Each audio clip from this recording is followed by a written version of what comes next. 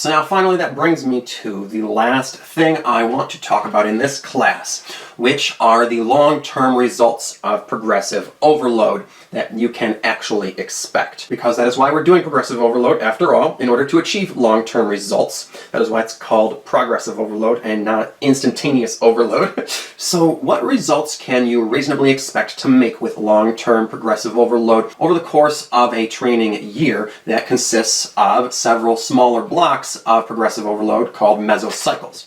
Well, you can reasonably expect to add an average of 5 pounds to most major lifts every training week, excluding deloads. But since you will have to go back and weigh every block and start over where you were in microcycle 2 of the previous block, this will mean that at the end of each block, you'll be adding 10, maybe 20 pounds per block, depending on, the varying lengths of them. And so as you do that block by block, you can reasonably expect to add about 50 or maybe more pounds in the total training year. And this also depends on the year and the level of experience and the type of training. Okay, so for people who are doing more strength-oriented training and focusing more on adding weight, you're going to be able to add more weight. And a person who is doing strength training in their first year might be able to add 100 pounds to a lift, okay? But this depends on the year, okay? And you're going to be seeing a rate of diminishing returns year after year in that. And you also should reasonably be able to do a few or more sets per major muscle group with every training year that goes on. So year by year, as you become more experienced, your training volume should also grow. But again, there will be a rate of diminishing returns with that, okay? You might have been able to add 5 sets in your first year, but after 5 or 10, you are certainly not going to be having added 5 sets every year. No one is doing 50 sets or more per muscle. And when it comes to hypertrophy and your muscle mass and size, beginners can add 10 to 20 pounds of muscle mass in their early years, okay? With a good first training year or two, you might be able to add 10 or 20 pounds every year, but again, there's going to be a rate of diminishing returns on that. And an intermediate, when training at their best, could only add 5, maybe 10 pounds if they have taken a break, okay, and made a big comeback. And then advanced athletes are going to be adding much less, all right? As you become advanced, it's going to become difficult to even add a pound or 2. And as you get really advanced, it's going to start to require some very serious and hardcore training just to add a fraction of a pound. But you will be increasing your aesthetics in other ways as well as your performance, okay? So it's not all just about hypertrophy, of course. And all that being said, while those numbers are pretty reasonable expectations, your progress will fluctuate and be different at different times. And you can't say exactly how it will go or what your numbers will be very precisely for any year. So you don't want to go planning too far ahead or saying what year you ought to be at a professional level by or anything like that, okay?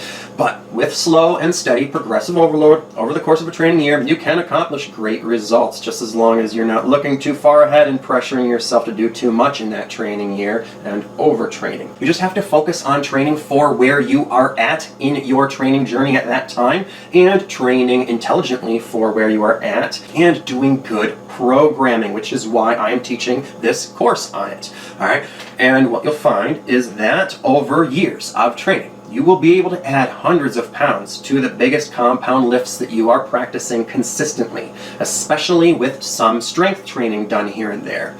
And you may eventually even be able to lift 2 or 3 times your body weight. And that's awesome, isn't it? And you'll find that with proper programming and training, most people, at least those who have the right state of health and genetics and do not have physical disabilities with major body parts like their spine, such as myself, can get to that level. So if you do not have any serious health conditions or concerns, you could eventually lift 2 or 3 times your body weight. And that is a reasonable expectation with several years of intelligent training and that slow and steady progress, as long as you are not overtraining and injuring yourself, because once you have been injured, there's a lot of injuries that you will never come back at 100% from.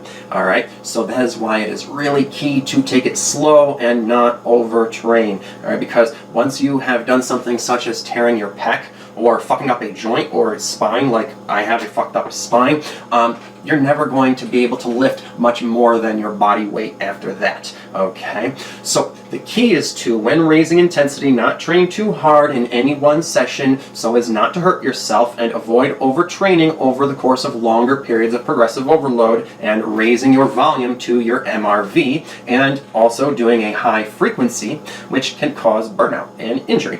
All right, the key is to only train as hard as is sustainable over the long term, so that you can keep training hard as time goes on. So you want to train today as hard as will allow you to come back and train again tomorrow or the next day. So don't train so hard today that you're going to be out of commission for a few or more days. All right, you don't want to do too much at once, because big changes in results take big investments of work over long periods of time. They do not occur because you went balls to the wall in any one session.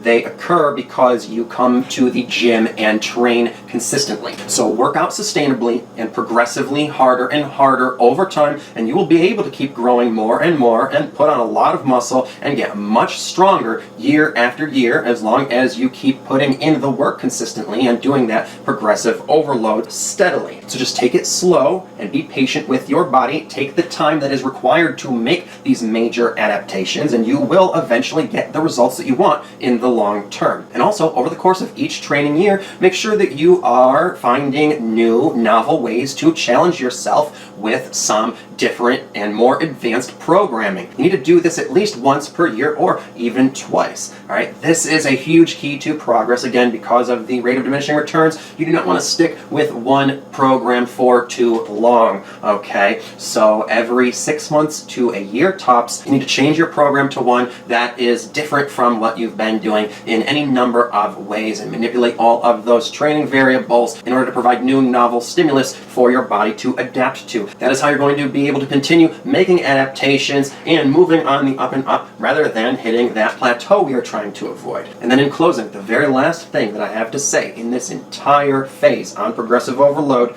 and volume is that when you are working harder and harder all of the time, what you will find is that fatigue is something that you will be accumulating more and more, okay? Because fatigue is cumulative. And so one big key to the sustainability that is needed for long-term progressive overload is properly managing and modulating your energies and fatigue.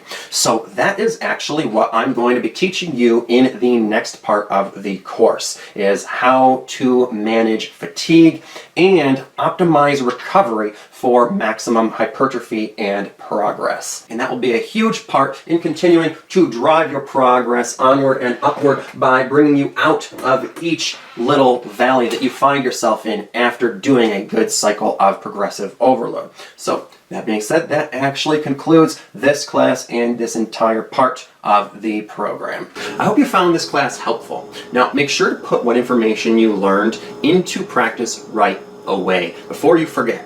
Okay, that way it can actually go to work for you, because speed of implementation is one of the keys to success. If you have any questions or need any help, be sure to let me know either in the comments below or by the email address that is in the video description below. And if you are passionate about fitness but don't have time to do all of your own programming yourself and would like to have an expert programmer like me create and manage all of your fitness routines and planning for you, who can systematize your training so that you can reach your goals as fast as possible, be sure to inquire about my online personal training and fitness programming services. No matter what your schedule, budget, or goals, I can formulate the exact right program for you that will expedite your progress and growth and get you the body you want sooner rather than later, okay? And without ever spinning your wheels in the mud or hitting a plateau. And if you liked anything that I said in this video, be sure to hit that like button